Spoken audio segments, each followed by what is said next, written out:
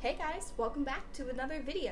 In today's video, we're continuing our 50 best horror movies that you've never seen list. And today's movie is actually number 47 on the list. It's Slumber Party Massacre. Slumber Party Massacre came out in 1982 and was directed by Amy Jones and written by Rita Brown. This means that this movie was directed and written by two women, and Rita Brown is actually a huge feminist, which is awesome to see. The 80s is whenever slasher films really came to light, and you really didn't see a lot of women behind the scenes creating these slasher movies. So that is one thing I really do appreciate about this movie, is that it was written and directed by women. Now Rita Brown, the woman who wrote the script, actually wrote it as like a teen slasher parody movie. She kind of wanted to play off all of the stereotypes that you see with normal slasher movies, especially ones surrounding teenage girls. But when the producers saw the script, they took it seriously as a horror movie. That's why in some scenes, they're a little bit more comical than you would expect for a traditional slasher horror movie. This movie has a lot of nudity. I think there's like a 4-minute scene where all these girls are in the shower talking about their basketball practice and they're passing the soap around, like lathering up. Nothing too super sexual, but definitely a lot of nudity. You see the boobs very early on. One of my favorite things I found out when researching about this film is actually something that Amy Jones, the director, said. A lot of people were actually saying that Amy Jones is a sellout since her movie was written and directed by women and there's a ton of female nudity in the movie. And Amy Jones came back with this with a really good answer, saying that this is total bullshit. If the movie was written and directed by a man, no one would bat an eye at all the nudity. Which, I agree, and I'm totally with Amy. It shouldn't matter who writes and directs the movie. Nudity is nudity, and no one should be ashamed of that. Which actually makes me like this movie more, just because there's two strong women who back their project. But for a quick synopsis of the movie, Slumber Party Massacre pretty much means what it sounds like it means. It's a group of girls having a sleepover on a Friday night and that are picked off one by one by a serial killer who has gotten loose. Now, because this movie was kind of written intentionally to be like a parody, there's a lot of moments that seem more comical or unbelievable than scary. I believe the total death count for this movie is like 12 or 14 different people, and some of the murders occur at night. He hides the body immediately. Other murders occur in the middle of the day, like in a school parking lot.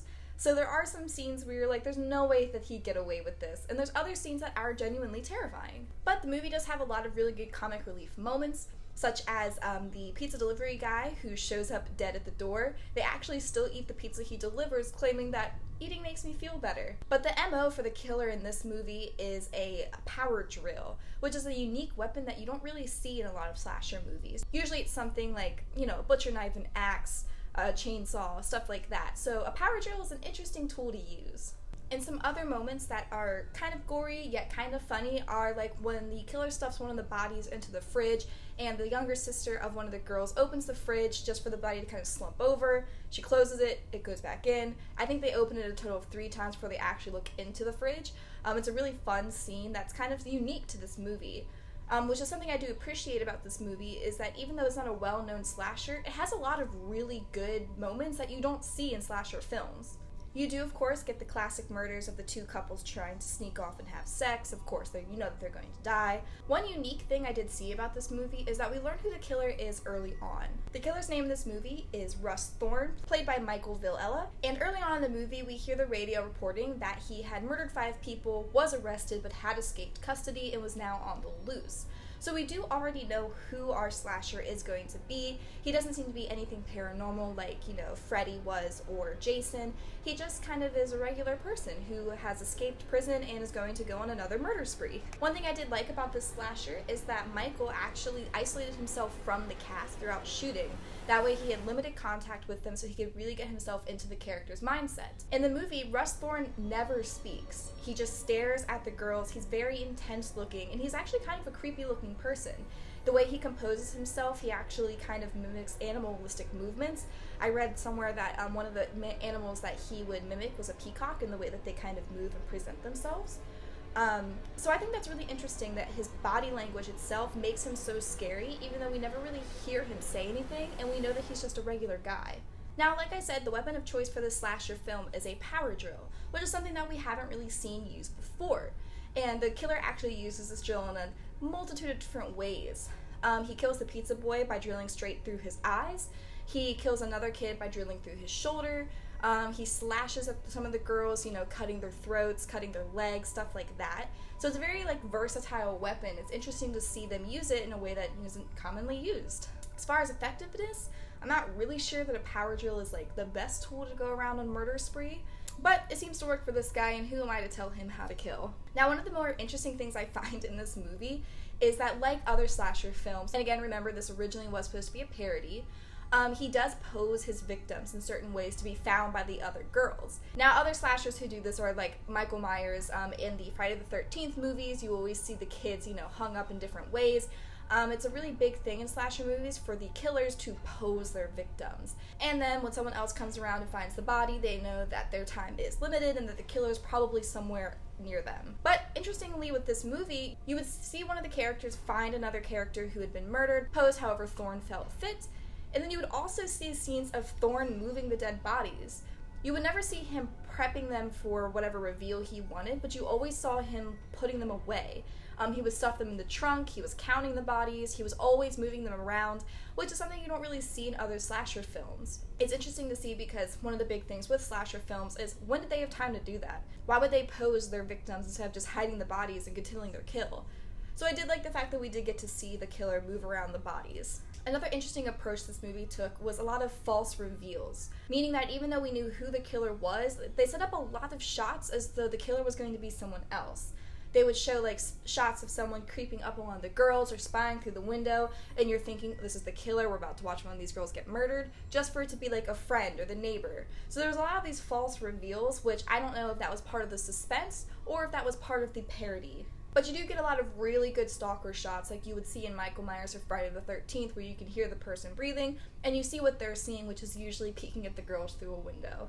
This movie does have a lot of jump scare setups. Some are actually effective, some not so much. Like I said, there are a lot of comedic relief moments because this was supposed to be a parody. So some of the shots I feel like are more on the joking side, while some of the shots are trying to actually get you scared. But this movie is pretty suspenseful, and you do kind of have a feeling of, I don't know who's next. You know someone's going to die, you're just not sure who it is or how they're going to die. But overall, this is a really good slasher film, especially in the 80s, which is around the time that slasher films were kind of getting big. So to see a slasher film with a mainly female cast, written and directed by females, it was a pretty uncommon thing to see, and I don't know if that contributes to the fact that the movie wasn't well known, but it definitely should be. Now, with today's standards, this movie isn't the scariest thing that you'll ever see. There are so many moments that do make you kind of laugh and giggle. My favorite scene being the one where the girl eats the pizza off of the pizza boy. So there's some of those like real life moments that you get that you don't really see with other horror movies, and I contribute that mainly to the fact that they were trying to kind of parody these horror movies. I feel like a lot of times you don't see more realistic things like characters eating in the middle of everything. But overall, this movie is one of those ones where you feel like you've heard of the title but you've never actually seen the movie, and you definitely should. It's a great movie to watch with a bunch of friends, maybe even at your own slumber party. Now, unlike other slasher movies, you don't actually see a lot of the actual murdering happen. Usually you see the guy slash at someone, or you'll see like just after he's attacked someone, but you rarely get to see the actual moment. I don't know if this is due to the budget. I do know the budget was rather low for this movie. I don't necessarily hate it, especially knowing that he does have the power drill. You kind of get an idea of what he could do to kill someone. The last few scenes are actually some of the more intense ones. That's whenever Thorne is actually inside of the house. The girls' basketball coach actually came over knowing something was wrong. One of the neighbor girls is now over trying to kind of help them. There's only one girl from the original Slumber Party still alive, and she's hiding out. So you kind of forget about her, and there's this really intense scene where the neighbor girl and her sister are in the house trying to kind of find a way to kill the guy. Thorne is posing himself as though he's dead, and then when the basketball coach comes in, he attacks her. It's this huge, super intense fight scene that I really, really enjoyed. And I'd have to say my favorite murder in this movie is actually of Thorne.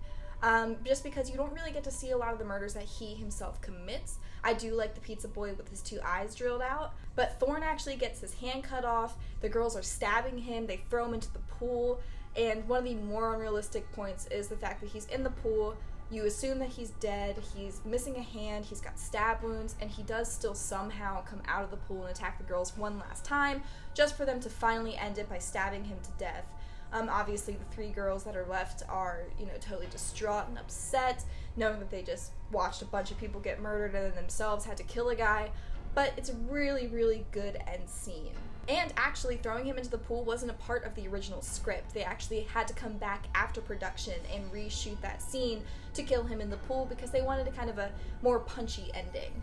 But Slumber Party Massacre is a really fun slasher movie that I think does deserve to be on the 50 best horror movies that you've never seen list. And I definitely encourage you guys to go out and watch it if you haven't already seen it. I know as of making this video, it is available on Amazon Prime. So this next Friday night, maybe grab a group of friends and some popcorn, lock your doors, and watch Slumber Party Massacre. And I'm interested to see if you guys have watched this movie, what do you think? If you haven't seen it, go ahead and give it a watch and then let me know your thoughts and if you feel like it deserves to be on the list. You can leave a comment down below or head over to my Instagram, What a Horror. I'll be making a post to go along with this video, so you can comment there as well. But thank you guys so much for watching. Please like and subscribe if you want to see more of these videos. Until next time, stay spooky.